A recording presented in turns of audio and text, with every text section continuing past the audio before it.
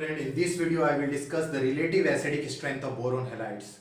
So if you try to measure or find out the relative strength of boron halide, you will find that BF3 will be maximum, then BCl3, then Br3, then BBr3, then Bi3. But in actual practice it is Bi3 which is the most acidic boron halides, and the reason of the higher strength of Bi3 as a Lewis acid is that it has the least back bonding. So you have to keep in mind that this explanation can be understood on the basis of the concept of back bonding.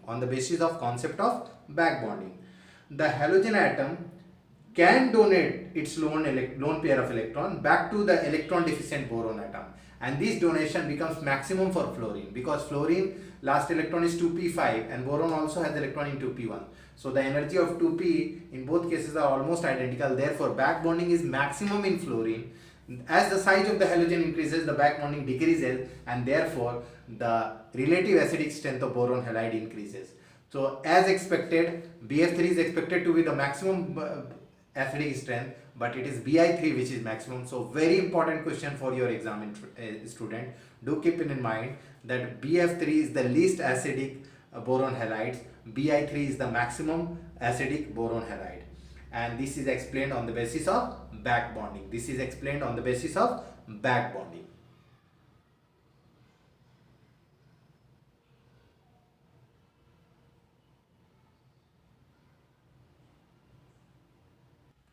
Now let's see inorganic benzenes, B3N3S6.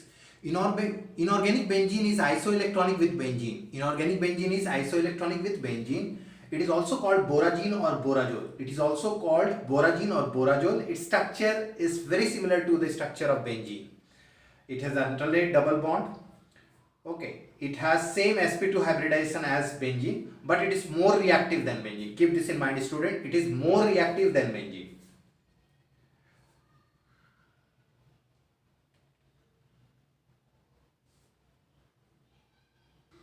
Now let's discuss the structure of diboron.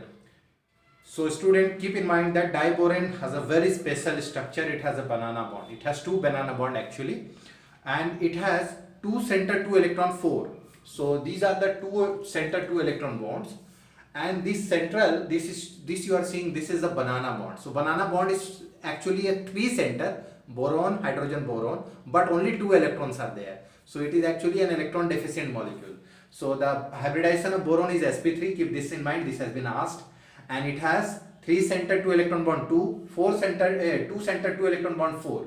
So keep this in mind. And the terminal boron hydrogen bond length is 119 picometer, whereas the banana bond boron hydrogen bond length is 134 picometer. That means the terminal boron hydrogen bond is shorter than the banana bond forming boron hydrogen bond. So keep this in mind, student. This is a definite question for your entrance exam, particularly like IIT, NEET, MSET, BITSET, and also they ask in 11th exam also. Board 11th they conduct their exam, they also ask this question. So keep this in mind. This is really very important question for your exam. Now let's look at the famous borax bead test. So some colored cations, particularly cobalt 2 plus, nickel 2 plus, chromium 3 plus, copper 2 plus, Ni 2 plus, Mn 2 plus, etc. give specific color with boric anhydride, that is B2O3. This test is performed when a transparent bead of borax is initially deposited on the loop of platinum wire. Upon heating, when borax gets converted to boric anhydride. So when we heat borax, it gets converted to boric anhydride, that is B2O3. A few crystals of the colored salts are deposited on the bead, and the wire is then heated in Bunsen flame. The salts get converted to their oxide, which then combine with boric anhydride to form metaborates with specific colors. So I just want to tell you that when cobalt oxide reacts with boric anhydride, it forms cobalt metaborate.